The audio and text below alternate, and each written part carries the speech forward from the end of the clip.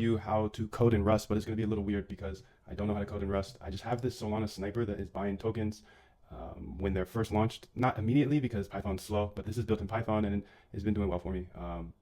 So I want to build it in Rust, but I don't know how to code in Rust, so we are going to go ahead and just learn all that here. And it's going to be fun. So I did a main.rs file. I already have this red line here and honestly don't know what it means, but that's because I don't know Rust yet. So we're going to just tackle this together. So let's go ahead here and say how I'm on Visual Studio Code. How do I start a new Rust project? And I'm trying to keep an eye down here on this one position that just popped up to $132 and I put $4 in.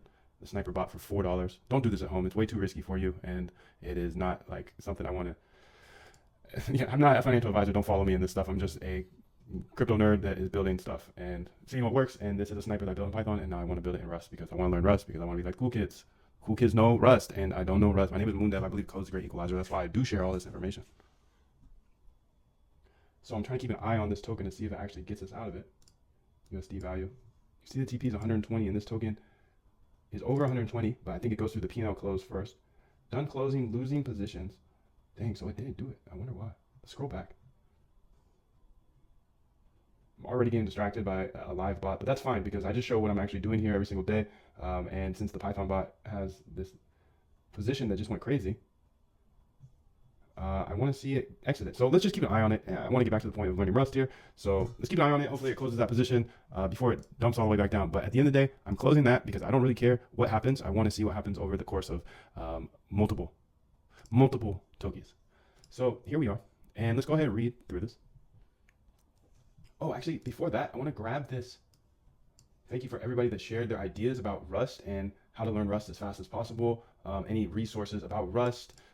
Everything that you send me about Rust in the chat is so helpful. So I've already had some beautiful people send some stuff in the chat. So let's go ahead and make a readme.md.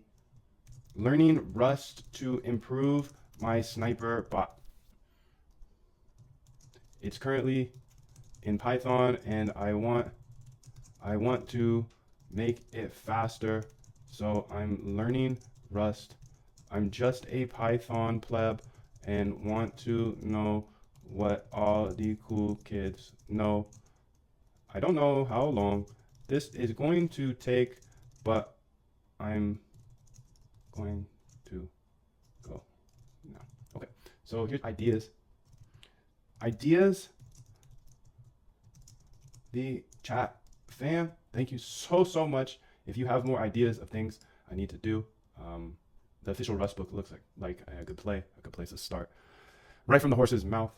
Okay, so to start a new Rust project using Visual Studio Code, you will need to have Rust and Cargo, which Rust, so Cargo, I'm gonna put some notes here. Notes. Cargo is Rust package manager, and build tool. So we need to have that installed. Assuming that you have Rust and Cargo installed, follow these steps. I don't know. I think it is, but we'll see. Install the Rust extension. Okay, let's double check we have that. So step 1 is install the Rust extension. Okay, I do not have that. So it's too bad. It's too bad. So this is the one, right? So go to extensions, click only 234,000 people, huh? Wait.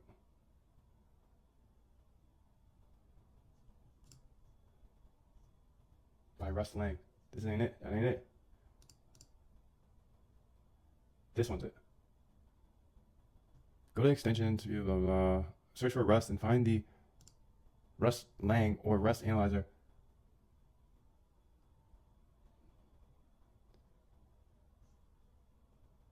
I don't know which one to do, to be honest. I think, oh, I already got Rust installed. That's funny. Okay. So we already have it installed. You can see it's uninstalled now. And that's because I was like, I said I had gone down this journey before. Like I've watched some videos on Rust or something. I've done some Rust. And then I was like, dog, are you hallucinating? So we're here. So we had to install Rust. If you don't know how to install Rust, just ask your favorite AI how to do that. Create a new Rust project with Cargo. Open the terminal in Visual Studio Code by going to the top menu and selecting terminal, then or pressing Control backtick. Where is the backtick?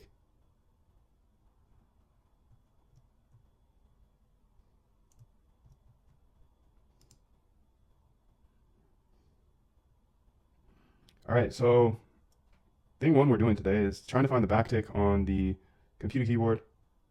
I think I found it. That's a weird place for it.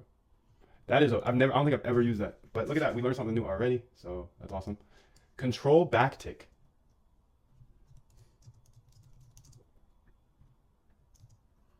Opens terminal. Came here to learn Rust and learned something about the terminal. Okay, so enter the following command to generate a new Rust project. Okay, so Cargo new sniper. Oh, sick. Okay, so I don't have Cargo installed.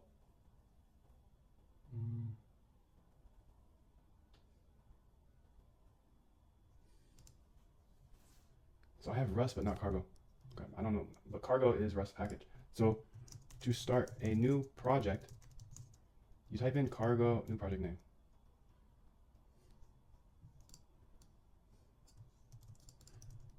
I get this error. How do I install Rust?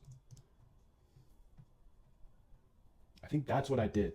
Is I may have watched some like tutorial videos on Rust, but I didn't ever run the project. That's what I probably did. I probably was on an airplane and just trying to figure out the syntax and like how to type out the code and stuff. So I never got this far. I was just looking into like, you know, the typical stuff you learn with a new language.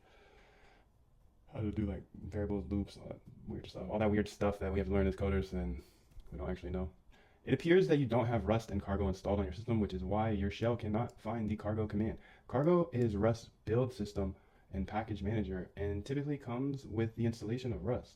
Here's how you can install Rust, including Cargo on your system. Use RustUp. RustUp is an installer for the Rust programming language and provides an easy way to manage versions and associated tools. You can install RustUp by running the following command in your terminal. Install Rust by. All right, this will download.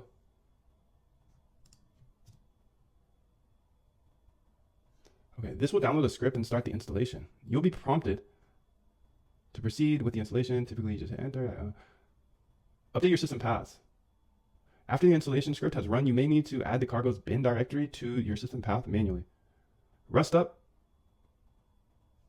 usually does this automatically, but you need to make sure of it by adding it to the shell profile file. If RustUp prompts you to do this step manually, or if Cargo commands still aren't recognized after installation, you'll need to add the Cargo bin path to your ZSHRC or bash profile. Okay, it is closing it though. Look, it's closing that position. That's good to see. So that's cool. Let's read what this says. Rust is now installed. Great. To get started, you may need to restart your current shell. This would reload your path environment variable to include Cargo's bin directory. To configure your current shell, you need to source the corresponding env file from your home.cargo. This is usually done by running the following note deleting home. Note deleting dot. Note deleting dot. Note deleting dot. Okay.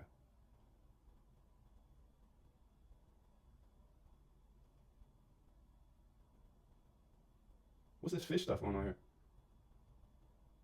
I think it says to get started, you just need to restart your current shell. And restarting your shell is just your environment, right?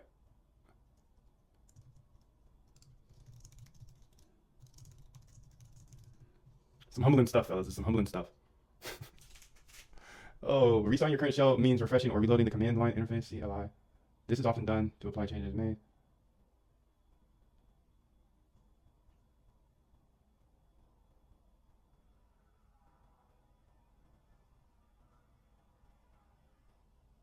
Okay, it seems like I can just close it. Okay, so what's next? I feel like I got Rust installed now. I hope. And now let's go back to this Cargo new project name. New terminal. Oh, nope. We're going to use what we learned. What did we learn? Control backtick equals open new terminal. So the two craziest little letters, perfect. And now what else did we learn? We learned that cargo new project name, cargo new sniper. Sniper, no sniping. Explore your new project. Wait. I missed a step. Create a new project. So we just did that. Enter the following command. Replace my project name with whatever you want to name your project. Okay. Open the new Rust project in Visual Studio Code. After creating the new project, open the project folder in Visual Studio Code. You can do this by executing code sniper. Oh man.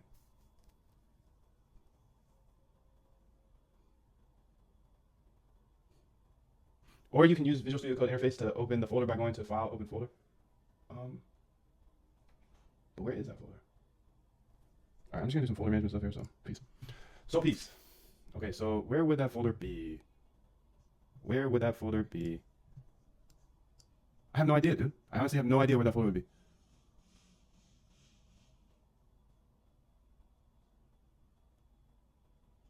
Okay, everybody's saying read the docs, so okay, I'll just do that.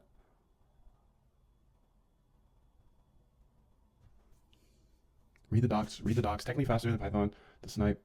Type cargo at the command line. If you get an output, you have Rust installed. Rust is very fast. It will make JS like Turtle. Everyone says read the docs. Hey Moon, I suggest you read the Rust book. It's very easy to understand. It will be much better and faster than using ChatGPT. Thank you guys. This is why I do this. Because you guys are way ahead of me. You're way smarter than me. So, more strict. The Rust is stricter.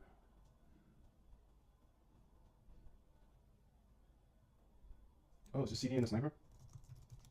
My God. My God. Thank you. Then CD into that project. Okay.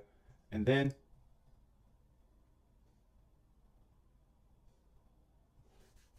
we're in there. So explore your new project. Your new Rust project will have the following structure. Where is it though? Oh, it's here. Okay.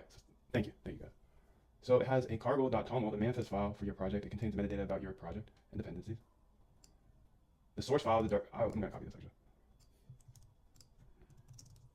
It seems like we're about to go read the book, but I'm still gonna use AI to comprehend some of this. So source, this is where our code lives.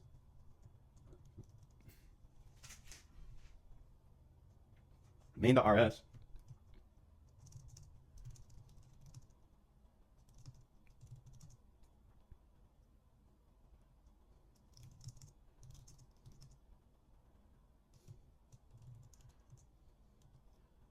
Lib.rs is the root file of a library if you created a library project with cargo new. Okay. Build and run your project. So let's see if we can build and run it.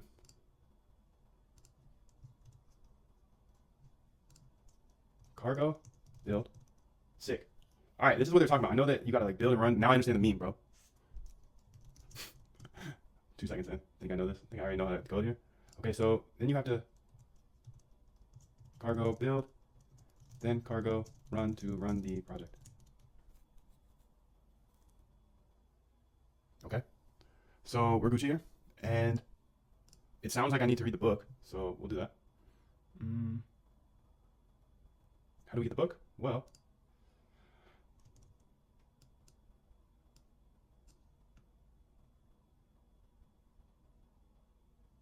Rust up doc book. Let's start there.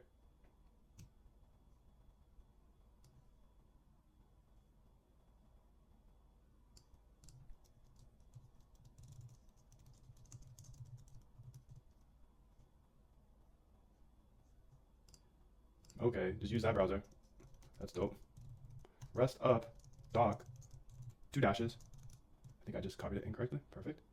All right, so this looks so exciting. I'm so excited.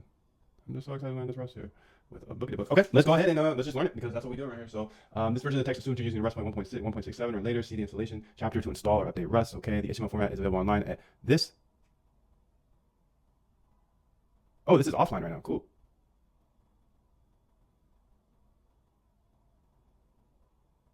Several community translations are available.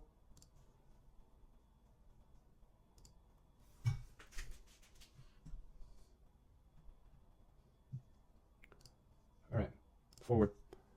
Okay, well, this is interesting. So let's just read it. It wasn't always so clear, but the Rust programming language is fundamentally about empowerment. No matter what kind of code you're writing now, Rust empowers you to reach farther, to program with confidence in a wider variety of domains than you did before. Take, for example, systems levels work that deal with low-level details of memory management, data representation, and concurrency. Traditionally, this realm of programming is seen as arcane, don't know this, accessible only to a few who have devoted the necessary years learning to avoid its infamous pitfalls.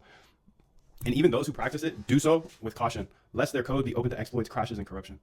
Rust breaks down these barriers by eliminating the old pitfalls and providing a friendly, polished set of tools to help you along the way. Programmers who need to dip down into lower-level control can do so with Rust, without taking on the customary risks of crashes or security holes, and without having to learn the fine points of a fickle tool chain. Better yet, the language is designed to guide you naturally towards reliable code that is efficient in terms of speed and memory usage. Programmers who are already working with low-level code can use Rust to raise their ambitions. For example, introducing parallelism in Rust is a relatively low-risk operation. The compiler will catch the classical mistakes for you, and you can tackle more aggressive optimizations in your code with the confidence that you won't accidentally introduce crashes or vulnerabilities. But Rust isn't limited to low-level system programming. It's expressive and ergonomic enough to make CLI apps, web servers, and many other kinds of code quite pleasant to write. You'll find simple examples of both later in the book. Working with Rust allows you to build skills that transfer from one domain to another. You can learn Rust by writing a web app, then apply those same skills to target your Raspberry Pi.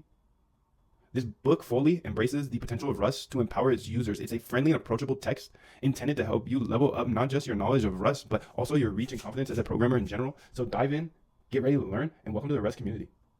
Since about May 2015, which was Rust 1.0. And if you remember, My bad, at that time, we kind of... My bad, dog.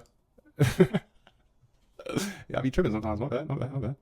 Sorry. It shows black screen. My bad, Phillips. My bad. I was just reading this. You heard it. It was like an audiobook. But then I pulled up this their core team keynote. I just want to, I actually thought this was really actually exciting, kind of. I think they left out a lot of jargon, which is nice to see. I think coding is extremely intimidating still to this day for me, and I know definitely for me earlier when I didn't know how to code, it was super intimidating. A lot of big words, a lot of jargon, and so far, reading the foreword, they do a good job of keeping it pretty simple. I still don't understand like a lot of stuff, but that's just me not understanding it. But I understand speed, and like low level seems to equate to speed, like you're closer to the computer or something. But again, I'm pretty ignorant. I'm just learning this stuff, so I'll keep learning with you. And it sounds like we're back, which is great. So I'll try to keep an eye out for stupid mistakes like that. Sorry for that. Let's go ahead and keep going through this introduction here. Welcome to the Rust Programming Language, an introductory book about Rust. The Rust Programming Language helps you write faster, more reliable software. High-level ergonomics and low-level control are often at odds in programming language design. Rust challenges that conflict. Through balancing powerful technical capacity and a great developer experience, Rust gives you the option to control low-level details, such as memory usage without the hassle traditionally associated with such control. Who's Rust for? Rust is ideal for many people for a variety of reasons. Let's look at a few of the most important groups. Teams of developers. Rust is proving to be a productive tool for collaborating among large teams of developers with varying levels of systems programming knowledge. Low-level code is prone to various subtle bugs, which in most other languages can be caught only through extensive testing and careful code reviews by experienced developers. In Rust, the compiler plays a gatekeeper role by refusing to compile code with these elusive bugs, including concurrency bugs. By working alongside the compiler, the team can spend their time focusing on the program's logic rather than chasing down those dang buggers. I don't understand that, like how? But maybe I'm just not understanding it yet. Like how do you, the compiler chases down the bugs for you? That's cool, I don't know. Rust always brings contemporary developer tools. Rust also brings contemporary developer tools to the systems programming world. Cargo, the included dependency manager and build tool, makes adding, compiling, and managing dependencies painless and consistent across the Rust ecosystem. The Rust FMT formatting tool ensures a consistent coding style across developers. The Rust language servers power integrated development environment, i.e. integrations for code completion and inline error messages. By using these and other tools in the Rust ecosystem, developers can be productive while writing systems level code. Students. Rust is for students and those who are interested in learning about systems concepts. Using Rust, many people have learned about topics like operating systems development. The community is very welcoming and happy to answer student questions. Through efforts such as this book, the Rust teams want to make systems concepts more accessible to more people, especially those new to programming. For companies, hundreds of companies, large and small, use Rust in production for a variety of tasks, including command line tools, web services, DevOps tooling, embedded devices, audio and video analysis, and transcoding cryptocurrencies, bioinformatics.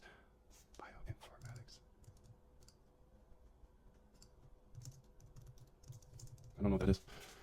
Search engines, Internet of Things, machine learning, and even major parts of Firefox web browser. Open source developers. Rust is for people who want to build the Rust programming language, community developer tools, and libraries. We'd love to have you contribute to the Rust language. People who value speed and stability. Rust is for people who crave speed and stability in a language. By speed, we mean both how quickly Rust code can run and the speed at which Rust lets you write programs. The Rust compilers checks ensure stability through. I'm gonna make this a little bigger because I'm having a hard time like staying on these lines. Ensure stability, feature additions, and refactoring. This is in contrast to the brittle legacy code in languages without these checks, which developers are often afraid to modify. By striving for zero-cost abstractions, higher-level features that compile to the lower-level code as fast as written manually, Rust endeavors to make safe code be fast code as well. The Rust language hopes to support many other users as well. These mentioned here are merely some of the biggest stakeholders. Overall, Rust's greatest ambition is to eliminate the trade-offs that programmers have accepted for decades by providing safety and productivity, speed, and ergonomics. Give Rust a try and see if its choices work for you. Who's this book for? This book assumes that you've written code in another language, but it doesn't make assumptions about which one. We've tried to make the material broadly accessible to those from a wide variety of programming backgrounds. We don't spend a lot of time talking about what programming is and how to think about it. If you're entirely new to programming, you'd be better served by reading a book that specifically provides an introduction to programming. How to use this book in general. This book assumes that you're reading in a sequence from front to back. Later chapters build on concepts in earlier chapters, and earlier chapters might not delve into the details on a particular topic, but we will revisit that topic in a later chapter. You'll find two kinds of chapters in this book: concept chapters and project chapters. In concept chapters, you'll learn about an aspect of Rust. In project chapters, we'll build small programs together, applying what you've learned so far. Chapters 2, 12, and 20 are project chapters. The rest are concept chapters. Chapter 1 explains how to install Rust, how to write Hello World program, and how to use Cargo Rust package manager and build tool. Chapter 2 is a hands-on introduction to writing a program in Rust, having you build up a number guessing game. Here we cover concepts at high level, and later chapters we will provide additional detail. If you want to get your hands on, and if you want to get your hands dirty right away, chapter 2 is that place. Chapter 3 covers Rust features that are similar to those of other programming languages, and in chapter 4 you'll learn about Rust ownership. If you're a particular meticulous learner who prefers to learn every detail before moving on to the next, you might want to skip chapter 2 and go straight to chapter 3. Chapter 2, when you'd like to work on the project. Wait, what the? If you're a particularly meticulous learner who prefers to learn every detail before moving on to the next, you might want to skip chapter 2 and go straight to chapter 3, returning to chapter 2 when you'd like to work on a project applying what you learned. Weird, but chapter 5 discusses structs and methods, and chapter 6 covers enums, match, blah, blah, blah. In chapter 7, you'll learn about Rust module and about privacy rules for organizing your code and its public application programming interface API. Chapter 8 discusses some common collection data structures that the standard library provides, such as vectors, strings, and hash maps. Chapter 9 explores Rust error handling philosophy and techniques. Chapter 10 digs into generics, traits, and lifetimes, which give you the power to define code that applies to multiple types. Chapter 11 is all about testing, which even with Rust safety guarantees is necessary to ensure your program's logic is correct. In chapter 12, we'll build our own implementation of a subset of functionality from the grep command line tool that searches for text within files. For this, we'll use many of the concepts we discussed in previous chapters. Chapter 11 explores closures and iterations, features of Rust that come from functional programming languages. In chapter 14, we'll examine Cargo in more depth and talk about the best practices for sharing your libraries with others. Chapter 15 discusses smart pointers that the standard library provides and the traits that enable their functionality. In chapter 16, we'll walk through different models of concurrent programming and talk about how Rust helps you to program in multiple threads fearlessly. Chapter 17 looks at how Rust idioms compare to object-oriented programming principles you might be familiar with. Chapter 18 is a reference on patterns and pattern matching, which are powerful ways of expressing ideas throughout the Rust programs. Chapter 19 contains a smorgasbord of advanced topics of interest, including unsafe Rust macros and more about lifetimes, traits, types, functions, and closures. In chapter 20, we'll complete a project in which we'll implement a low-level multi-thread web server. Finally, some appendices contain useful information about the language in a more reference-like format. Appendix A covers Rust keywords. Appendix B covers Rust operators and symbols. Appendix C covers derivable traits provided by the standard library. Appendix D covers some useful development. And Appendix E explains Rust additions. In Appendix F, you can find translations of the book. Appendix G cover the Rust made and what nightly Rust is. There's no wrong way to read this book. If you want to skip ahead, go for it. You might have to jump back to earlier chapters if you experience any confusion, but do whatever works for you. An important part of the process of learning Rust is learning how to read the error messages the compiler displays.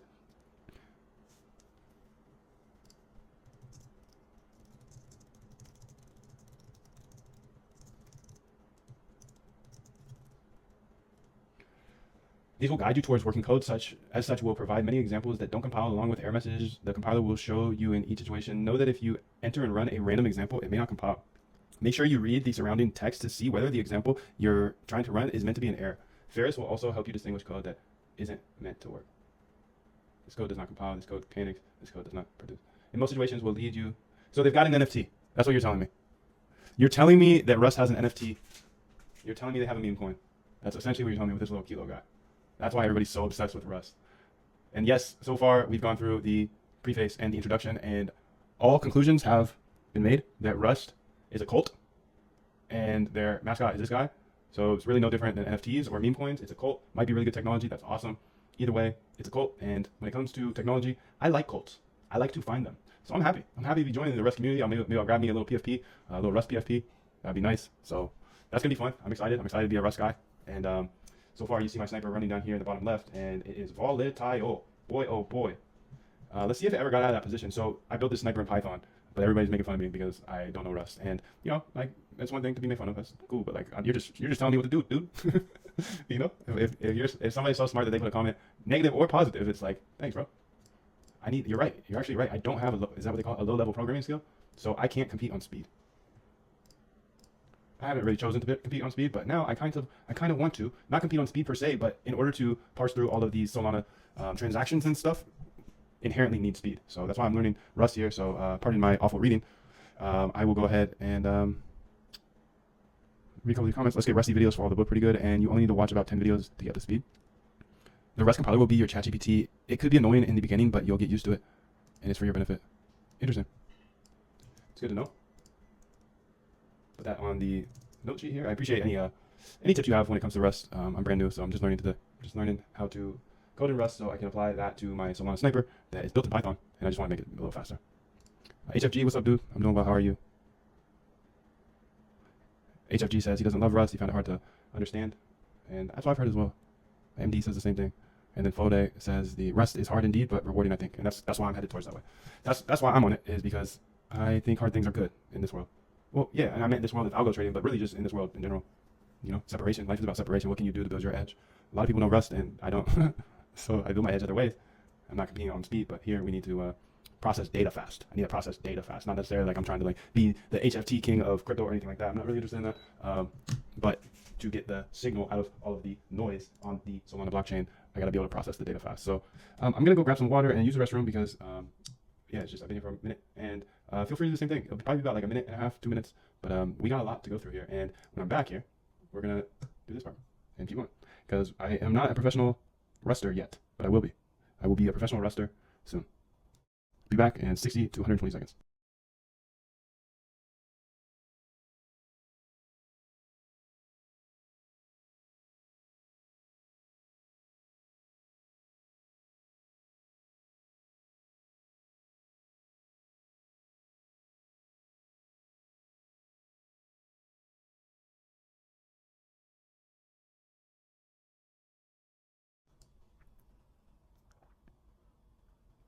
Since like I said, I'm still a noob. What's the best way to handle exceptions in Python? Thinking about a general method it calls to log it and try to continue.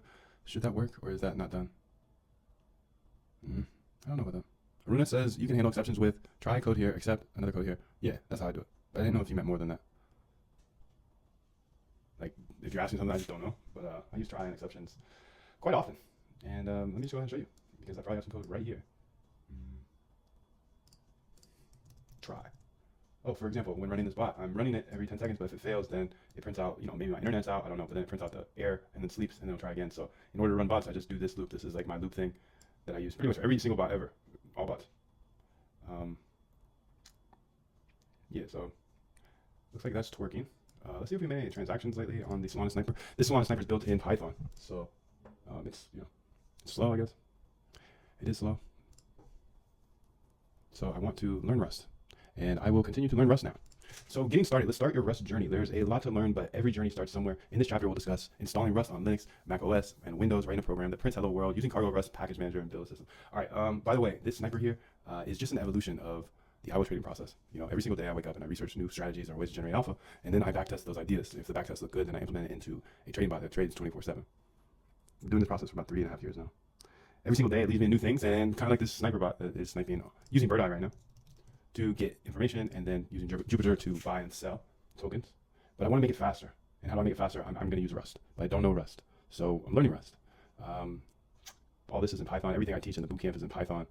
You can see what people say about the bootcamp, but essentially it's where I show you how to automate your trading step by step, so you can turn any strategy into a automated trading system forever, and that just empowers you to do that forever. And whenever you have a strategy or an idea, you can backtest it really quickly to see if it's profitable in the past. If it's profitable in the past, it's not going to guarantee to be profitable in the future, but my process personally is to implement that profitable backtest into a bot that goes in the future with tiny size, so it doesn't matter if it doesn't match up with the backtest. But that's a system I rely on every single day to keep me going, the RBI system, research backtest, and then implement winners. It brings you down a path where you see, oh snap, there's a ton of volume right here on Bird Eye. Everybody's trading these Solana meme coins. Okay, boom, let's build a Sniper bot. Let's build a bot. Let's call it a Sniper bot, and then, you know, I call it a Sniper bot because that's what I thought it was, and I guess it's the jargon's wrong, or I don't know, but the Sniper buys in the first 30,000 instead of, so you can see like this one is at 2.8 million now. Sorry, 2.8 billion, and our Sniper, quote unquote, is trying to buy in that first 6 hours. So I guess the definition for a real sniper is buying on the first block, but I'm still learning here, and I just build what I think about. And we're gonna keep doing that because this sniper is doing pretty good, and I want to make it better by using Rust. I don't know, like I'm not confident that it's gonna make it better, but we'll see. I need to know Rust anyways because I need it in the tool set. You know, right now I'm Python. I'm Python, and if an opportunity comes up where I need speed, I'm gonna have to learn Rust. So let's just learn it now, B. Let's just learn it now. So installation, the first step to install Rust. We'll download Rust. Okay, I already did all this, so I'm not even gonna read it. Installing on Windows, updating, installing. Okay, this could be good to have. I guess I'll just remember that though over time. Rust up. Rust up. These guys are just so sick. To uninstall Rust at Rust up, run the local documentation. Check out this Hello World. Now that you've installed Rust, it's time to write your first Rust program. It's traditional when learning a new language to write a little program that prints out Hello World to the screen. So we'll do the same here. Nope. This book assumes basic familiarity with command line. Rust has no specific demands about your editing or tooling or where your code lives. So if you prefer to use an integrated development environment, IDE, instead of the command line, feel free to use your favorite IDE. Many IDEs now have some degree of Rust support. Check out the IDE's documentation for details. Okay. Creating a project directory. So project, all right, we did all this. We're already in a project. Writing and running a Rust program. Next, make a new source file and call it main.rs. Beat you to it, dude. Rust files always end in RS extension. If you're using more than one word in your file name, the convention is to use an underscore to separate them. For example, hello world.rs instead of hello world.rs. Now, open the main.rs file you just created and enter the code in listing 1.1. File name, main.rs. All right. So fn, oh yeah, I remember this fn stuff. Fn what? Fn what? Okay, so let's go ahead and say, save the file, okay? Save the file and go back to your terminal window, projects, open Linux. Let's use our new learning of command backtick, okay? And then, where are we at though? I think I need a CD and the sniper. Okay, sick. And then it says save the file, okay, save the file. Enter the following commands, compile and run the file. Rust C.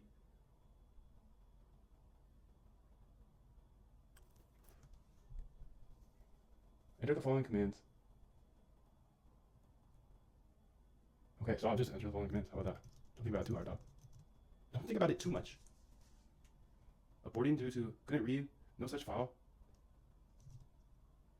Oh yeah, not bad. This isn't in there.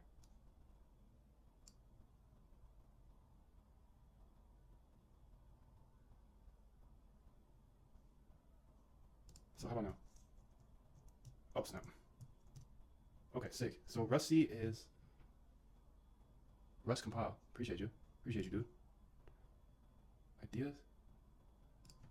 Well, that's a note, honestly. So Rust C main.rs compile file. Okay, and then it says to do this. This is janky, B. This is janky. Oh, that's kind of nice though. It's a janky little thing to type, but it actually kind of nice. Boom, boom. I don't use those fingers too much. Boom, boom, boom, boom. Bottom right. Boom, boom. Turn it back. Boom, boom. Ooh, that's nice. Boom, boom. Yeah, really get that right hand into it. Boom, boom. Boom, boom. And then I gotta get back to the keys though. That's the hard part. I shouldn't be leaving though. Man. Okay. So it'd be boom, boom, man. Run it. Hello world. All right, so I think that is fire, B. We're killing it thus far. So then it's boom, boom, man. To run the file. Oh, I'm so glad we're not on Windows. Windows has to put .exe. That's crazy. I would be so pissed. I would be so pissed if I had to write .exe. Oh, that feels awful. Have to involve the left hand. All right, so regardless of your operating system, the string hello world should print on the terminal. If you don't see this output, refer back to troubleshooting. If hello world did print, congratulations, you've written a Rust program. That makes you a Rust programmer. For real? I'm like, if that makes me a Rust programmer, then I know pretty much every language. But thank you. That's so welcoming. I see why people like Rust. It's such a nice community. They're so nice. They're hip. We say effing all the time. We got a little crab NFT as our mascot. I get it. I get the cult. I get it. I get it. Okay. Anatomy of Rust program. Let's review this Hello World program in detail, please. So this is step one. This is step one to converting our Python sniper into a Rust sniper. Might take a while, but we'll see how long it takes. These lines define, okay, so let's review this Hello World program. These lines define a function named main. The main function is special. It is always the first code that runs in every executable Rust program.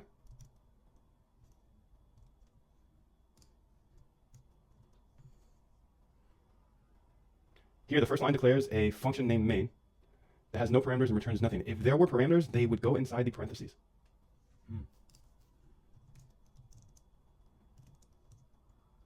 So, but that's pretty cash. That's pretty normal. The function body is wrapped in the braces, whatever those are. Rust requires curly brackets around all function bodies. It's good style to place the opening curly bracket on the same line as the function declaration, adding one space in between. Note, if you want to stick to the standard style across Rust projects, you can use an automatic formatter tool like Rust Format to format your code in a particular style. More on Rust Format in Appendix X. The body of the main function holds the following code: print ln hello world. Yep. This line does all the work in this little program. It prints text on the screen. There are 4 important details to notice here. First, Rust style is to indent with 4 spaces, not a tab.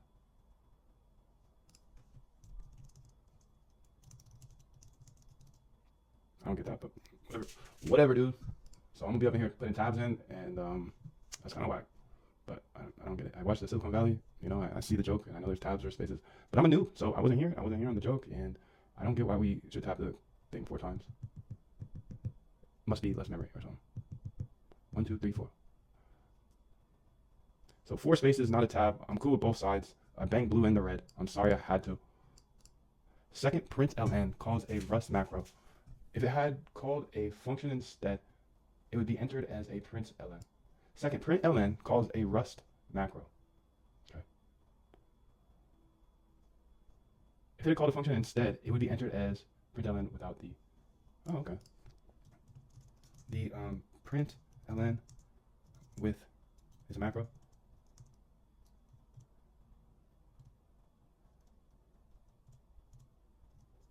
Without. Perfect. So println with this thing, exclamation mark, is a macro. Macros are like functions, but with a. Okay.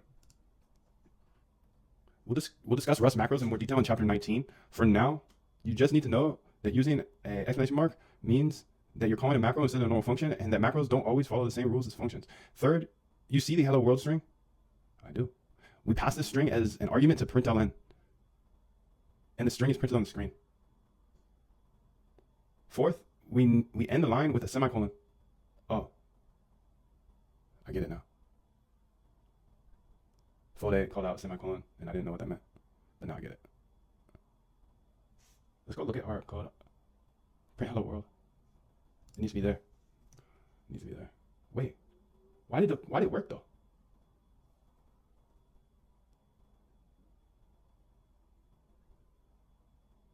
Huh.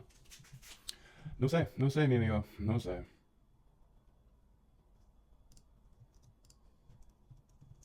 Don't forget that. Moon. Don't forget that, Moon.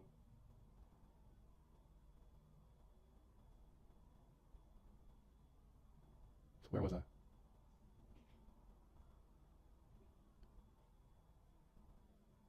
So we pass in the string as an argument to print ln, and the string is printed to the screen. Fourth, we need the line with a semicolon, which indicates that this expression is over and the next one is ready to begin. Most lines of Rust end with a semicolon.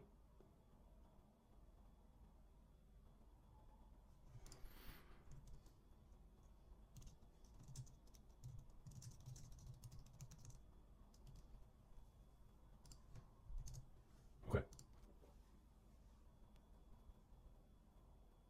So compiling and running are separate steps. You've just run a newly created program, so let's examine each step in the process. Before running a Rust program, you must compile it using the Rust compiler by entering the Rust C command and passing it in the name of your source file like this. All right, we got that. If you have a C or C++ background, you'll notice that this is similar to GCC or Clang. After compiling successfully, Rust outputs a binary executable. On Linux, Mac, and PowerShell and Windows, you can see the executable by entering the ls. On Linux and Mac OS, you'll see 2 files with PowerShell on Windows, you'll see the same 3 files. This shows the source file with the .rs extension and executable file. From here, you run the main like this. In your main.rs, let's go ahead and what is Gucci? This is Rust. Okay. Println. I'm gonna put some stuff here. Let's do that. Just test this. I don't know if this actually works. I think it might be a scam. I don't know if this Rust stuff is real. What is Rust? Where do I get the crab NFT or meme coin? I need the crab. Where is it? All right, let's I don't know what else to do. This is the only thing I know how to do. So let's keep going because looks like AI is gonna do it for me anyways, per usual. So let's go ahead and save that and let's see. Here, no looking. See if I remember how to do this. New terminal. We in there? Where we at? LS sniper. So I would go ahead and say Rust C something. I don't remember. I don't remember already. Rustic. Oh yes, Rust C main.rs. Rust C main.rs.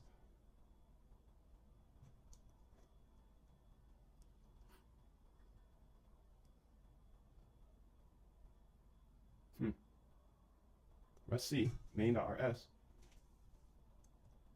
Okay, so how do you run these? Let's see, or LS, where we at? We're in there, right? And then it says Rust C main.rs. What's going on, B? Rust C. Am I doing the wrong one? Let's go back to our earlier days then.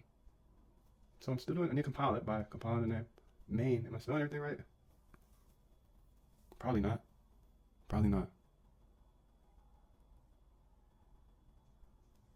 Wait, if I can't see, oh, I'm sorry, I need CD in there, my bad. I see sniper, I'm looking in his eyes. I acknowledge that the sniper's there, but I forgot that you gotta go inside of it, so. Another new move, but it's all good. Let's say Rust C main.rs, okay, compiled, boom, and then we do, ooh, this dirty little move. Okay, I didn't hit it though, so. .rs. I feel like I was hitting it earlier, way better, but whatever. Okay, what's Gucci B? This is Rust. What is Rust? Where do I get the crab NFT? Or meme coin, because this seems to be all based off of the crab. They built it in. And they're like, I feel like so far it's about the crab. So just curious. Let's go ahead and move to the next page because I don't know what this is. Just like sections. Yeah, okay, so we're on 1 still. So let's go check out Cargo. Cargo is Rust build system and package manager. Most what? Rustaceans? Most Rustaceans use this tool to manage their Rust projects because Cargo handles a lot of tasks for you, such as building your code, downloading the libraries your code depends on, and building those libraries. We call the libraries that your code needs dependencies. The simplest Rust programs, like the one we've written so far, don't have any dependencies. If we had built the Hello World project with Cargo, it would only use the part of Cargo that handles building your code. As you write more complex Rust programs, you'll add dependencies, and if you start a project using Cargo, adding dependencies will be much easier to do. Because the vast majority of Rust projects use Cargo, the rest of this book assumes that you're using Cargo too. Cargo comes installed with Rust if you use the official installers discussed in the installation section. If you installed Rust through some other means, check whether Cargo is installed by entering the following into your term. If you see a version number, you have it. Boom. If you see an error, you don't have it. Create a project with Cargo. Let's create a new project using Cargo and look at how it differs from your original Hello World. Navigate back to your project directory and wherever you decide to store your code. Then any operating system, run Cargo, new hello Cargo, and then cd hello Cargo. I'm not gonna do that again. No, I should practice. cd ... Let's say Cargo, new whatever this is, Rustaceans. Rustaceans.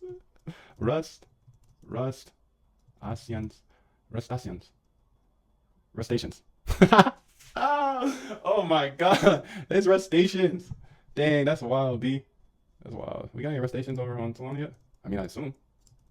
Rustaceans. There's no Rustaceans. Interesting.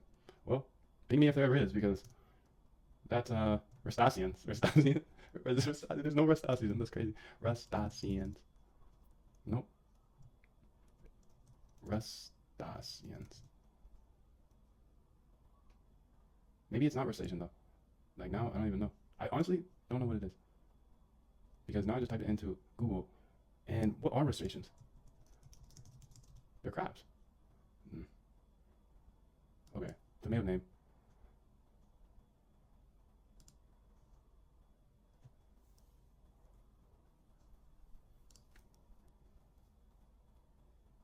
All right, well, I love the little mascot. I love it. I'm glad it's here, and I don't see it on Bird Eye, so I'm a little confused if it's real. Like, maybe this is something that the rest of people don't actually call themselves, because I feel like if they actually called themselves that, there would be a meme token about it by now.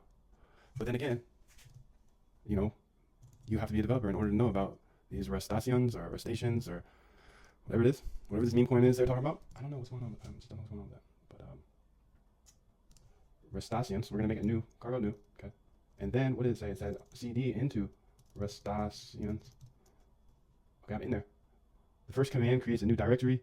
We've named our project Hello Cargo. Go into the Hello Cargo directory and list files. You'll see the cargo has been generated. To initialize a new GitHub repository with git ignore, git files won't be running cargo new. Okay. Open cargo.toml.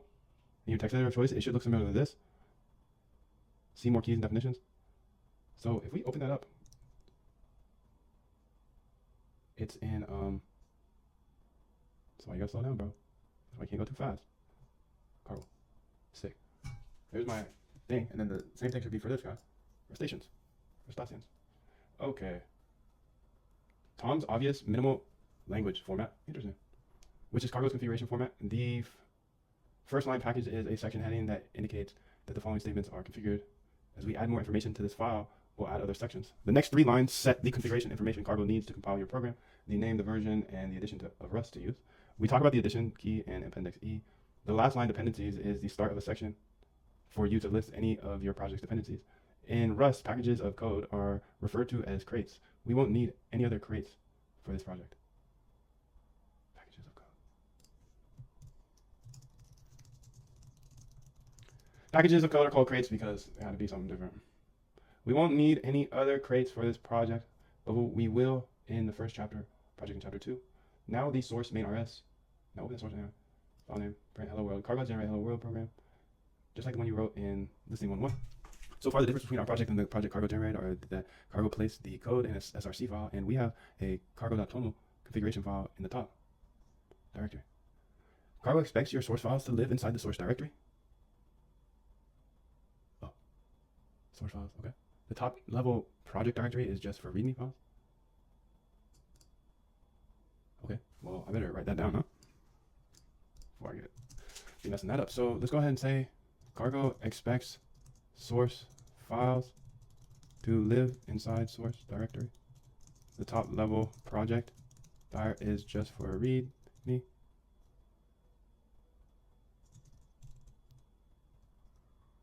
you start a project that doesn't use cargo, as we did with the Hello World project, you can convert it to a project that does use cargo. Move the project to the project into the source directory and create an appropriate cargo.toml.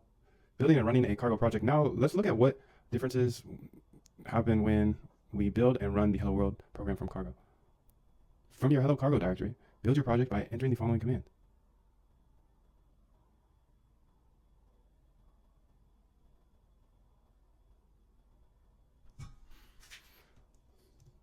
Why the F is there 2 different ways to run this? But cargo build, cargo build. So I don't know where we're at, so I'm just gonna back out. And I think I did the rest. Yep, I did the rest one. CD Rustaceans. Okay, I'm gonna do cargo build. 0.19 seconds. Ooh, speedy guy. Okay. This command creates an executable file in target debug hello cargo.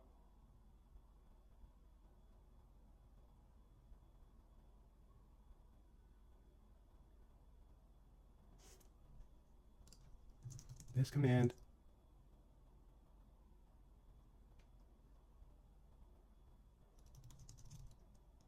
okay. If all goes well, hello world should print out. This command creates an executable file. This command creates an executable file in target debug hello cargo rather than in your current directory.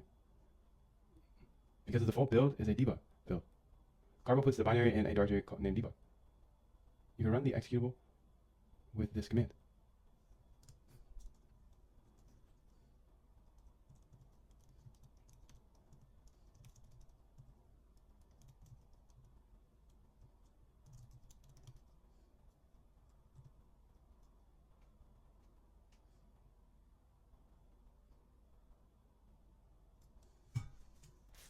So let's go ahead here and say Moon is lost, but he will find his way out. So I ran this, I think, to run the code that was like debugged. Let's just redo this again. Let's just run it back. Let's run it back. So now let's look at what's the difference between when we build and run the Hello World program with Cargo. From your Hello Cargo directory, build your project by entering the following command. Okay, so I got it. It's not Hello Cargo. It's Hello Crustaceans.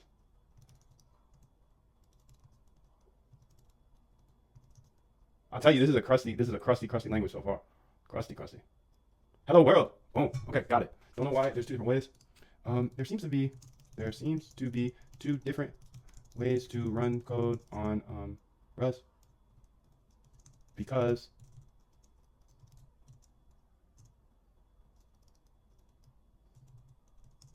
the reason is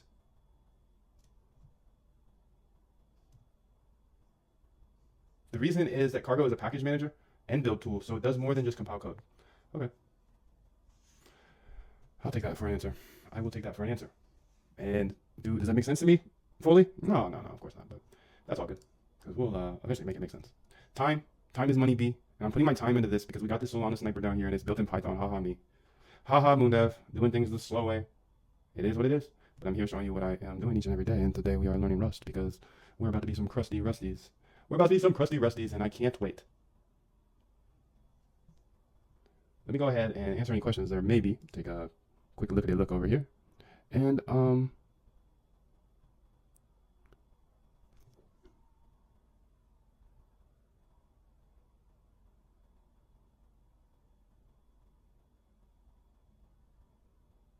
Arunis says, when there's only one line in a function, you don't need the semicolon. That's huge, bro. Thank you. I really appreciate you explaining that to me, because I was like, wait, it still worked without the thing. I forgot the semicolon. Semicolon and each line of code. But single lines, I'm not even gonna say that. I'm just gonna put it there. I'm just gonna put it there because it sounds like I'm gonna get my head chopped off if I don't. Oh.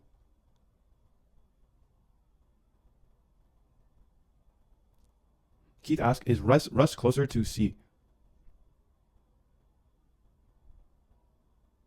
Okay, so I guess basically the last line of code doesn't need a semi, but as a good practice, just put it B.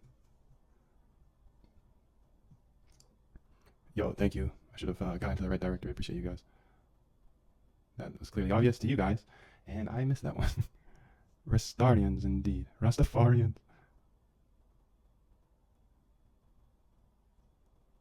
Rastafarians would be dope. Emson says Rust-based implementation is the fastest and most stable bot optimization option. Sorry, it's like blocked by the emoji thing. Stable bot option, right? I like Python. I like Python, but yeah, if you really want to compete on speed, it sounds like all the speedy mofos out there these days are using Rust. So I'm learning Rust right now, and it's going pretty well compared to the Hello World, and kind of figuring out the basics. And then I have this Solana sniper here that is sniping tokens, and I think applying Rust to it might do something. So if it might, I might as well take a crack at it, though. I might as well take a crack at it, because why not? We're in a different realm now. Every day you come back here, we do something deeper than the last. I'm just looking through some of these transactions, see what's going on here. Looks like her took an L. Took a little L on her. 1 hour ago, I don't know how long we've been here, but took another L here. Lots of L's. Took another L here, so it's like I don't know, this is 40% stop loss. Took another L here. That's interesting because we just got this one on stream, I believe. So it looks like it rogued. Story of the game. And this is another loss here. So No winners here. But that's okay. Because it just keeps going at their neck speed. So there's a little buy of Slurf. An L. Another L. Another L. Get him out of there. I don't even want him in my wallet. Look at the volatility of this portfolio, though. It's at 845 now. We've seen, I think it started today at 8. It went up to like over 1,000 there for a second. And then back down to 846. So this stuff is dangerous. Don't do it at home. Don't do this at home. Please, please, please. And if you do, make sure to implement your own strategy because your mind is way better than mine. Build out your own stuff. I wonder, I guess we never got out of that one. That, see right there, that could be a use case for us because we didn't get out because our code wasn't moving fast enough. S-Kid? That's an old one. Anyways, I'm gonna let it do its thug dizzle because I don't have to do because I'm chilling here, dude. We're learning how to code in Rust. And I'm gonna show you everything step by step. So if you're interested in learning how to code in Rust, let's go ahead and dive in and keep going here. So building for release, where were we? Okay, so I got the hello world.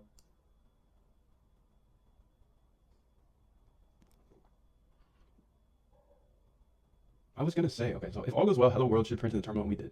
Running cargo build for the first time also causes cargo to create a new file at the top level, cargo.log. This file keeps track of the exact versions of dependencies in your project. This project doesn't have dependencies, so the file is a bit sparse. You won't ever need to change this file manually. Cargo manages its contents for you. We just built a project with cargo build and ran it with this. But we can also use cargo run to compile the code and then run the resultant executable all in one command. Okay, bueno, okay, bueno. You can see it grabbed 217,000 tokens. Okay, so let's go ahead and say cargo run. Cargo run.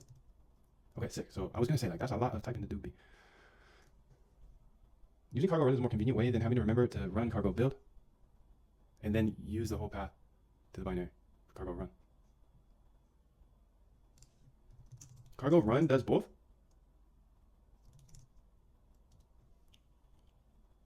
Not sure about that.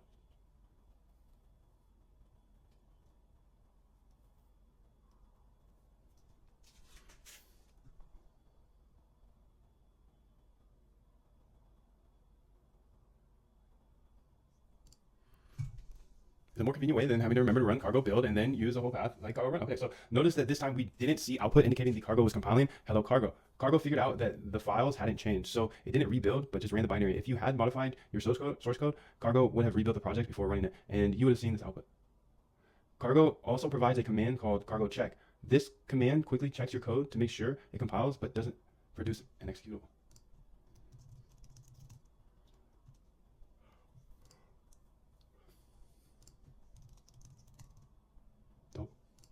Why would you not want to use executable? Often cargo check is much faster than cargo build because it skips the step of producing an executable. If you're continually checking your work while writing the code, using cargo check will speed up the process of letting you know if your project is still compiling. As such, many Rust stations run cargo check periodically as they write their program to make sure it compiles. Then they run cargo build when they're ready to use the executable. Let's recap what we've learned so far about cargo.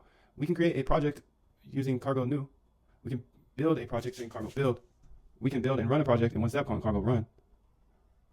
We can build a project without producing a binary to check for errors using cargo check.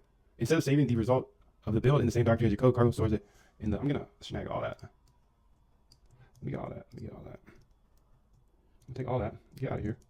Get out of your mind. Okay. That sounds good to me like that. That sounds good to me. Make this a little bigger here. Just want to keep an eye on this bot because it has been giving me some problems. And it's really been interesting working with APIs because you're relying on other people's data. So